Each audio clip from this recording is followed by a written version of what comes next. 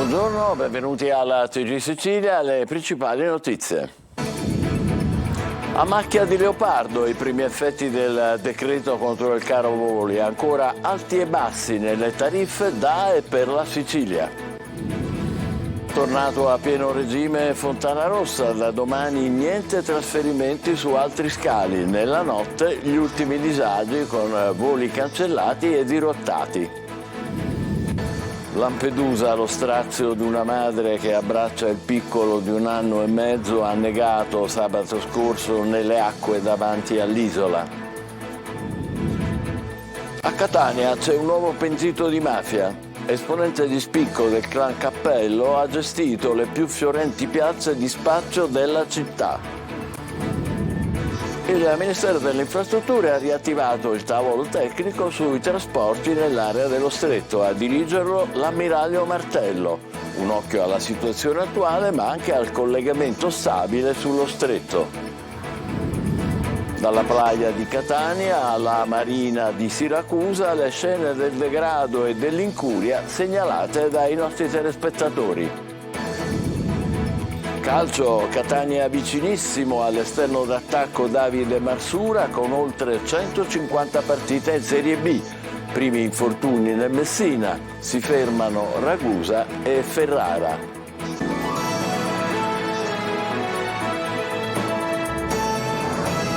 Ben trovati, finalmente arriva un limite al caro voli, stop a tariffe altissime per la Sicilia e la Sardegna. Il governo ci prova con un decreto legge, ma è ancora presto per verificarne gli effetti benefici. Oggi intanto da un nostro mini test abbiamo riscontrato prezzi a macchia di leopardo. Adelaide Barbagallo. Il governo corre ai ripari contro il caro voli che anche quest'estate, così come nei periodi di Natale e Pasqua, ha provocato proteste da parte dei passeggeri. Con un decreto legge ha stabilito dei limiti alle politiche tariffari delle compagnie aeree nei collegamenti con la Sicilia e la Sardegna. Il governo insomma ci prova. Gli effetti reali del decreto legge si vedranno nei prossimi giorni. Oggi la maggior parte delle agenzie di viaggio da noi interpellate ci parla di prezzi a macchia di leopardo. Se ad esempio si volesse partire stasera alle 20:10 da Catania per andare a Roma con ITA, ci costerebbe solo andata 87 euro, una cifra che dicono le agenzie non registravano da tempo nel mese di agosto, periodo di alta stagione. Ma già domani con la stessa compagnia aerea, sempre un Catania-Roma, il prezzo più basso è quello del volo delle 15:25 ed è di 120 euro, per arrivare a costare in altri orari sino a oltre 400 euro. Domani un Palermo-Roma delle 12:50 costa 200 euro. Si riuscirà davvero già da questo agosto a volare senza che ci siano prezzi esorbitanti? La partita sembra tutt'altro che chiusa. I paletti posti al governo alle politiche tariffarie hanno già provocato una levata di scudi delle rappresentanze alle compagnie aeree Iber e Assa Aereo, che considerano le soluzioni punitive per il settore in contrasto con la normativa europea. Insorgono le compagnie low cost e critiche arrivano anche da Asso Utenti. Secondo l'associazione il decreto non risolverà il problema del caro voli, in quanto interesserà solo i voli nazionali con le isole e interverrà solo per aumenti superiori al 200%, tagliando fuori le altre tratte. Soddisfatto invece il presidente della regione siciliana Renato Schifani, che considera l'intervento del governo un importante passo avanti per garantire ai siciliani e ai viaggiatori in generale il diritto a raggiungere l'isola senza dover pagare cifre elevatissime. Prove di ritorno alla normalità all'aeroporto di Catania a distanza di 23 giorni dal rogo. Nessun volo dirottato questa mattina a Fontanarossa, ma ancora disagi e cancellazioni nella notte. Da domani stop alle navette in collegamento con gli altri aeroporti siciliani. La Will Trasporti denuncia però pesanti disagi per i lavoratori dello scalo. Eva Spampinato. Appena atterrato. I bagagli? Arrivati. Ma consegnati come? Al nastro bagaglio? Normale, tutto normale, sì. Ci hanno confermato il volo. Contenta? Assolutamente sì, anche perché fino a ieri eravamo nell'incertezza più totale. È una mattinata di seminormalità all'aeroporto di Catania. Sui tabelloni che mostrano lo stato dei voli si legge una sfilza di arrivi e una sequenza di partenze inframmezzate da qualche ritardo. Nessuna indicazione di voli cancellati o dirottati, segno di un lento ritorno alla piena operatività dello scalo etneo, quella che il presidente della regione Renato Schifani aveva annunciato lo scorso 5 agosto e che ha preso forma solo questa mattina. Nella notte, infatti, ci sono stati gli ultimi disagi per i passeggeri. Ci hanno cancellato un volo senza nessun preavviso. Siamo arrivati 3 ore prima e cercavamo sul tabellone la tratta, però non la trovavamo e non c'era messo neanche cancellato.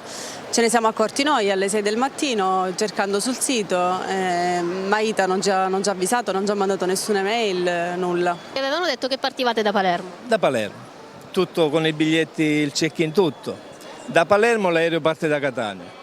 Quindi che avete fatto? Che ore erano? Ci hanno mandati da Palermo a Catania, siamo partiti alle 3 di notte, abbiamo fatto 500 km, siamo qui, mia figlia è incinta, il bambino piccolo, stress, caldo. Si parte dal Terminal A e dal Terminal C, completamente decongestionato dalla calca che avevamo documentato negli scorsi giorni. Da domani sera saranno sospesi anche i bus navetta in collegamento con gli scali di Comiso, Trapani e Palermo. I passeggeri tirano un sospiro di sollievo, anche se non possono dimenticare l'arrivo traumatizzante in Sicilia. Tornereste comunque in Sicilia? Sì. Sul fronte dei lavoratori, obbligati ad indossare la mascherina, è dura la UIL Trasporti di Catania, che in una nota scrive: il personale è costretto a fare quotidianamente i conti con il caos prodotto dallo scarso coordinamento tra le diverse società operanti nello scalo e con i rischi connessi alla presenza persistente di monossido di carbonio. Anche il sindacato di polizia Coesip denuncia forti disagi per i poliziotti in servizio.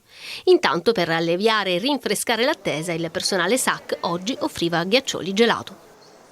E adesso è venuto il momento di dare un'occhiata alle condizioni in cui si trova l'aeroporto di Catania. Ecco, vedete, il Terminal A appena riaperto, vediamo un po' qualche immagine. Forse non c'è stato tempo in queste 3 settimane, ecco qua, di mettere a posto la pavimentazione.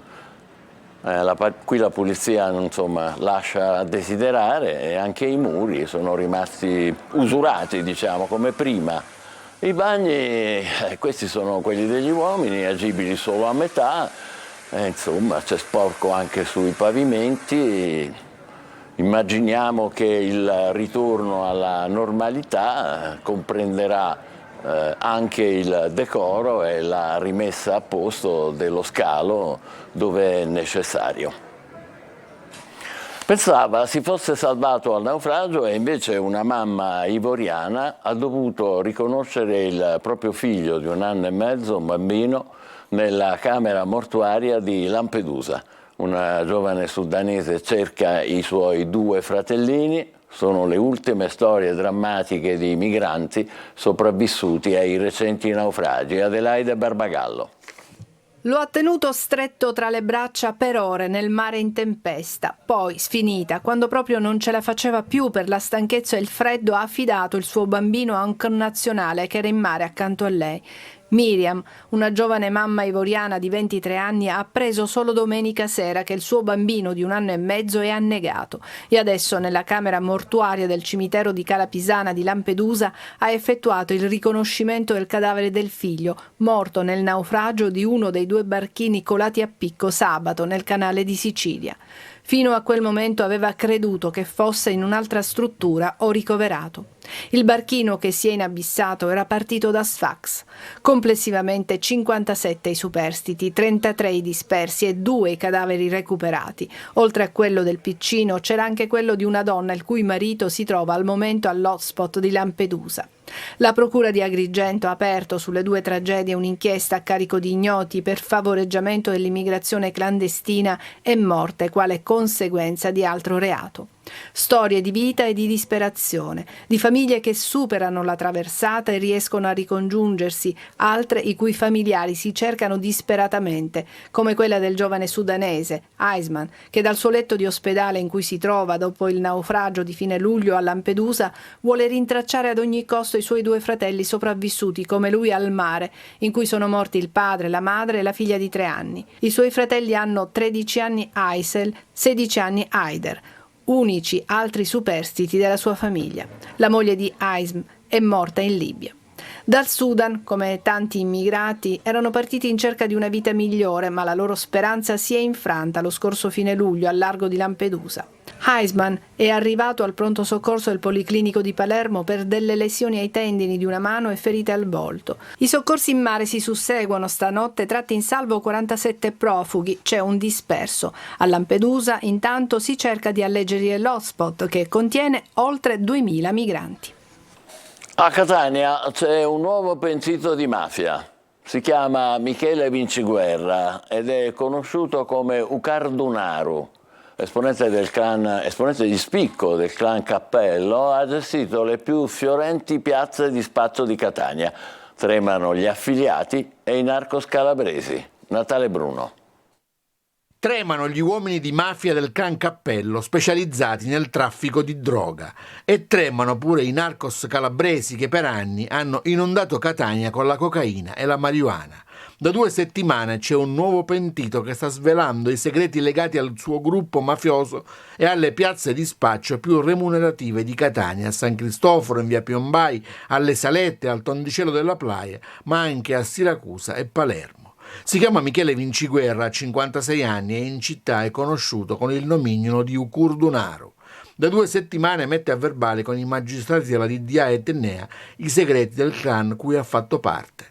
Vinciguerra ha un lungo curriculum criminale, a capo di un gruppo del clan Cappello, è stato condannato per mafia nell'operazione Revenge. Scarcerato lo scorso mese di dicembre, è stato nuovamente arrestato nel corso dell'operazione Chinara, ordinata dalla procura contro l'ingentissimo traffico di droga nel quartiere di San Cristoforo. Vinciguerra non è il solo ad avere deciso di voltare la faccia alla mafia, con lui ha preso la stessa decisione di collaborare con la giustizia pure suo genero Alberto Bassetta, finito in carcere anche lui nell'operazione Chinara assieme alla moglie Maria Jessica Vinciguerra, arrestata con la stessa accusa del marito e posta ai domiciliari per accudire i suoi 5 figli piccoli. Bassetta e Vinciguerra, dopo la decisione del pentimento, sono stati messi in isolamento in carcere. Jessica Vinciguerra con i suoi figli è stata trasferita in una comunità protetta. Il pentimento di Vinciguerra è ritenuto in fase avanzata, anche se ancora il suo ingresso nel programma di protezione non è stato definito. Dalle sue rivelazioni temono non solo gli affiliati recenti del clan Cappello per via dei segreti datati di cui ha conoscenza, ma anche i fornitori di droga, quelli che la procura indica come i narcos calabri appartenenti all''ndrangheta. Il Ministero delle Infrastrutture ha riattivato il tavolo tecnico sui trasporti nell'area dello Stretto. Un occhio alla situazione attuale, ma anche al collegamento stabile sullo Stretto. Francesco Triolo. Il ponte sullo sfondo, ma c'è anche da ragionare nel medio periodo. Per questo la riattivazione del tavolo tecnico per i trasporti nell'area dello Stretto, riunitosi oggi all'Università di Messina, assume una rilevanza importante. La decisione del Ministero delle Infrastrutture nasce proprio nell'ambito della realizzazione del ponte, con l'obiettivo di promuovere iniziative finalizzate allo sviluppo dell'intermodalità in ambito ferroviario, aeroportuale e marittimo nell'area. La visione del ponte è la visione di un collegamento stabile dello Stretto. Questa, che abbiamo noi attualmente, una visione di un collegamento dinamico dello Stretto, però ovviamente in attesa del collegamento appunto stabile che è il ponte. Sono due sistemi che si devono integrare ovviamente con 2 valenze totalmente diverse. A partecipare tecnici ed esperti del Ministero, delle regioni Calabria e Sicilia, delle città metropolitane di Reggio Calabria e Messina e delle rispettive università. Toccherà a questo tavolo stabilire e coordinare strategie, iniziative, proposte per la definizione di un sistema unitario anche dal punto di vista tariffario dei collegamenti marittimi nello Stretto di Messina e dei servizi di trasporto pubblico locale a terra, assicurando integrazione funzionale delle reti, accessibilità, qualità, flessibilità adeguate alle esigenze di mobilità attuali e future, insomma un biglietto unico per il trasporto pubblico locale. A Catania un raro prelievo multiorgano eseguito con successo all'ospedale Cannizzaro. Un paziente di mezza età, vittima di una grave emorragia, sono state prelevate le cornee e il fegato. Ditelo al vostro TG. Oggi vi mostriamo 2 segnalazioni dei nostri telespettatori. Ecco, la prima, come vedete, ci porta in fondo al litorale dei lidi della Playa di Catania, nei pressi dei villaggi Ippocampo di Mare. ecco, come potete vedere, una volta tolti i cassonetti, la zona è stata trasformata in una vera e propria discarica e oltre che di spazzatura tutto il tratto, ecco qua, è colmo di ogni sorta di materiale ingombrante, dai materassi ai mobili. E adesso andiamo a Siracusa, perché non è finita. Quello che vedete, che vedrete tra poco, doveva essere, eccolo qua, il nuovo porto turistico Marina di Archimede. In realtà il cantiere, abbandonato da oltre un decennio, è stato trasformato in una grande discarica abusiva, naturalmente con rifiuti di ogni genere. Eccoli qua, ci sono divani, mobili, elettrodomestici, non mancano nemmeno i materiali di scarto dell'edilizia. Una discarica a pochissimi metri dal comando della polizia municipale e a 2 passi da Ortigia. Alcuni senza tetto ne hanno approfittato per ricavare qualche alloggio di fortuna all'interno dell'area. Continuate a segnalarci quello che non va nelle vostre città alla nostra linea WhatsApp 342 74 55 005. Eccola lì. Tra poco ci saranno le ultime sul calciomercato di Catania e Messina. Ci fermiamo per pochissimo, state con noi.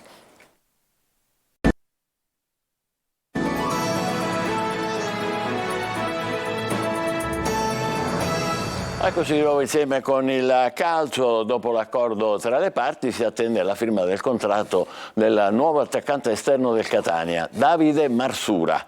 Nel ritiro calabrese in Sila, lievi infortuni per i giallorossi Ragusa e Ferrara. Sergio Colossi.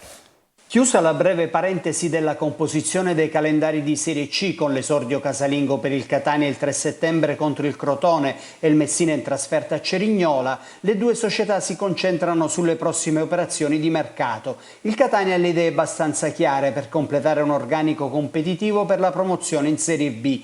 Oggi potrebbe essere il giorno della firma dell'esterno offensivo Davide Marsura, 29 anni, con oltre 150 partite in Serie B tra Ascoli, Pisa, Venezia, Genova, Modena e Brescia.